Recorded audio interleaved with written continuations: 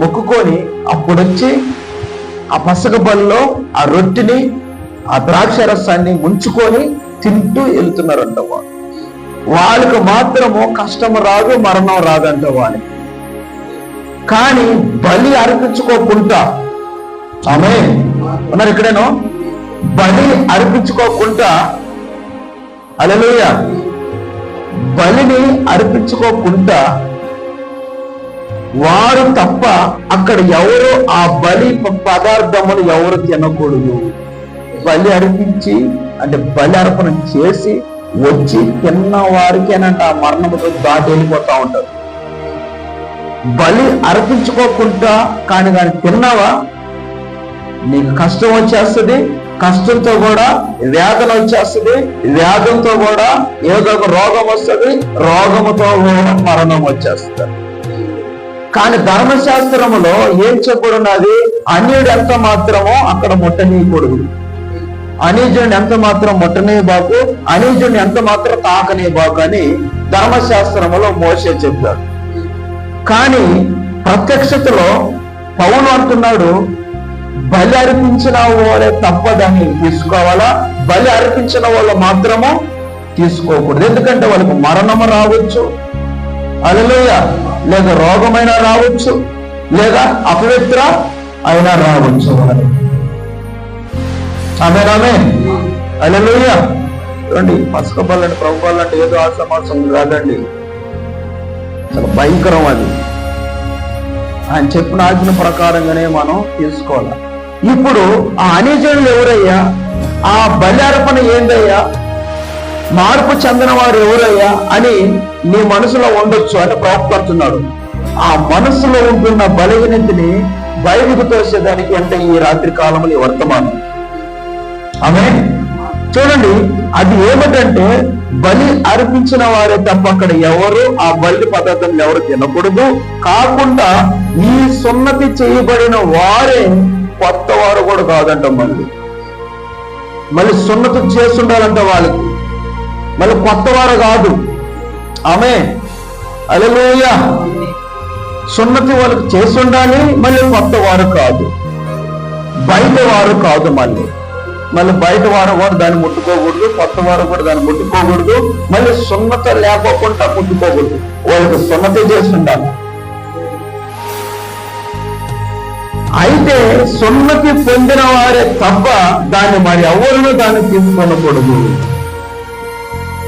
మరి ఈ దినమున మనము కలిగి ఉన్నది ఎంత అవమానకరమైనదో చూడండి. హల్లెలూయా. నా ప్రియమైన స్నేహితులారా, అదేమనగా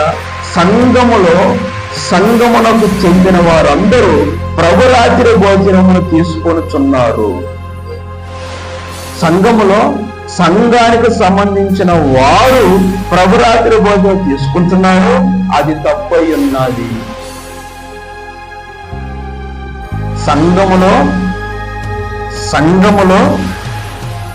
సంఘమునకు చెందిన వాడు మాత్రమే ప్రభురాత్రి భోజనం తీసుకుంటున్నారు. అది తప్పు. కేవలం విమోచింపబడిన వారు మాత్రమే యోగ్యులని రాయబడి. వీళ్ళెవరయ్యా అంటావుగా, వీళ్ళెవరయ్యా అని అంటగా ఉన్నా. ఇంకొక మాట చూద్దాం ఇక్కడ. ఇప్పుడు మీరు తెలుసుకోవాలని నేను కోరుచున్నాను. ఆమె వీళ్ళు ఎవరు అనేది తెలుసుకోవాలని నేను కోరుచున్నాను.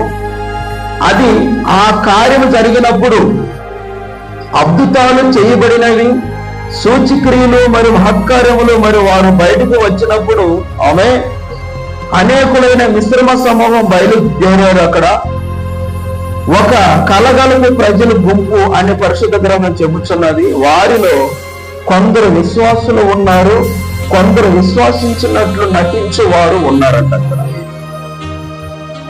ఆ ప్రభురాత్రి భోజనము సంఘము మాత్రమే తీసుకున్నా అంటున్నారు కదా. వీళ్ళెవరంటే అనిజనులు, వీళ్ళెవరంటే సున్నతి లేని వారు, వీళ్ళెవరంటే బలార్పణ చేయని వారు, వీళ్ళెవరంటే దేవుడు వాక్యాన్ని అనుసరించుకోకుండా, దేవుడు పరిశుద్ధాత్మ చెప్పినట్టుగా చేయకోకుండా సంఘాన్నే చూసి వస్తుంటారంట వాళ్ళు. అర్థమవుతున్నదా? ఈరోజు వాళ్ళు వచ్చారా, అల్లమూల అల్లవలు వచ్చారా? వచ్చారు. అటైతే మేము కూడా వస్తాం. అల్లవలు వచ్చారా? వాళ్ళు రాలేదు. వాళ్ళు ఎందుకు రాలేదు? ఏమో, సరే మేము మళ్ళీ వస్తాం. అంటే ఎవరో వస్తేనే వీళ్ళు వస్తారు. ఆమె ఎవరో వస్తేనే వీళ్ళు వస్తారు, ఎవరో రాకపోతే వీళ్ళు రారు. అదే ఇక్కడ అన్నది, సంఘములో ఉన్న సంఘమే దాన్ని తీసుకుంటుందంట. వీళ్ళెవరంటే సున్నతి లేని వారు అంటున్న వాక్యం, వీళ్ళెవరంటే బలి అర్పించిన వారు అంటున్న వాక్యం, వీళ్ళెవరంటే అనీజనులు అంటున్న వాక్యం. అటువంటి వారికి నువ్వు బల్ల ఇవ్వకూడదు అంటుంది వాక్యం. మోషతో అరోహంతో అన్నాడు ఆయన, అటువంటి వారిని తాకని బాకు మొట్టనే బాకు, లేదంటే వాళ్ళకి డేంజర్ అయిపోద్ది మోషే. హల్లెలూయా. అంటే వాళ్ళు సంఘాన్ని చూసే వస్తారు, కానీ వాక్యాన్ని చూసి రారండి వాళ్ళు. ఈరోజు మనం కూడా అలా రావద్దు. ఈరోజు చాలా మంది వచ్చేసారు, వాళ్ళ ఆనందంగా ఉంటుంది, భాగం. No no no no no నువ్వు సున్నతి చేయబడ్డావు చేయడం పరీక్షించి ఇంట్లో. అక్కడ పోతే నేను బలార్పణ చేయాలా చేయబడితే పరీక్షించి. అక్కడ బలార్పణ అంటే ఏంటి? ఆ కాలంలో ఎద్దులు మాంసాలు కోసారు, కానీ ఈ కాలంలో నీలో ఉన్న బాధ ఒప్పుకోవాలి. అక్కడ నీలో ఉన్న వ్యాధిని అక్కడ ఒప్పుకోవాలి. హల్లెలూయా. అసలు లెక్కప్రకారంగా ఆ రోజు నీకు పాటలు కూడా ఉండవు తెలుసా? ప్రభురాత్రి భోజన రోజు పాటలు ఉండవు. అక్కడ ఏముంటాయి? సాక్ష్యాలు ఉంటాయి, పశ్చాత్తాపాలు ఉంటాయి. ఈ నెలలో నువ్వు చేసిన కొన్ని కార్యాలు, నువ్వు చేసిన కొన్ని తెగుళ్ళు, నువ్వు చేసిన కొన్ని భయంకరమైన పాపాలు, నీ ఎన్ని అక్కడ భయాలకు అక్కడ నిలబడి చెప్పుకుంటా ఉండవు అన్నట్టు. హల్లెలూయా. ఆ బలి బదులు ఏం చేస్తున్నావంట? ప్రతిష్ఠ అర్పణ 10వ వంతు, 10వ భాగం. నీ కాడ ఎద్దులు లేవు, నీ కాడ కోడులు లేవు, నీ కాడ మేకలు లేవు, నీ కాడ పశువులు లేవు, 10వ భాగం ఉన్నది. దానికి తగ్గ పాపం ఉన్నది. ఈ నెలలో నువ్వు ఏం చేసావు? నీ వచ్చి నీ ఒప్పుకొని హల్లెలూయా అప్పుడు ఆరోహణి యేసుక్రీస్తుని, అయ్యా నాకు అది కావాలయ్యా, అది లేకపోతే నాకు మరణం అవచ్చు. ఆ మరణం కూడా ఎవరికి వస్తుందో తెలిసిన? మొదట బిడ్డకు వస్తుందంట, మొదట కుమారుడికి వస్తుందంట మరణం. ఎందుకంటే నీ కష్టం రావాలంటే ముందు నీ కుటుంబంలో మొదట కుమారుడైనా సరే, మొదట బిడ్డనైనా సరే వారిని ఎత్తేస్తుందంట ఆ మరణం. కానీ ఎప్పుడు వెళ్తుందో ఆదమరిచేస్తుందంట. అది కష్టం. హల్లెలూయా. ఆమేన్ ఆమేన్. ఒకవేళ నీకు పిల్లలు లేరు, బిడ్డలే లేరు, నువ్వు ఏదో సాగుతుంటావు అంటే ఇంట్లో, బిడ్డల బదులు బిడ్డలు లేరని చెప్పి ఆ దిగులకి ఏదో ఒకటి సాగుతుంటావు అంటే ఇంట్లో. ఏదో గొర్రెలో, లేకుంటే మేకలో, లేదంటే బర్రెలో, లేదంటే ఆవులో, లేదంటే ఎద్దులో, లేదంటే ఏదో సాగుతా ఉంటావు. ఆ కల్లో మొదటి బిడ్డ నెట్టేస్తుందంట ఆ మరణం. ఎందుకంటే నువ్వు ఇక్కడ సున్నతి లేకోకుంటూ, బజారమును లేకోకుంటూ, పశ్చాత్తాపం లేకోకుంటూ, ఆమె వచ్చేందులో కానీ చెయ్యిగా నేస్తున్నావు అంటే హల్లెలూయా. ముందు రాజుది నీ మొదటి బిడ్డని ఎత్తేస్తుందంట. పోతే తప్పించుకోలేము మనం. నిజేనా?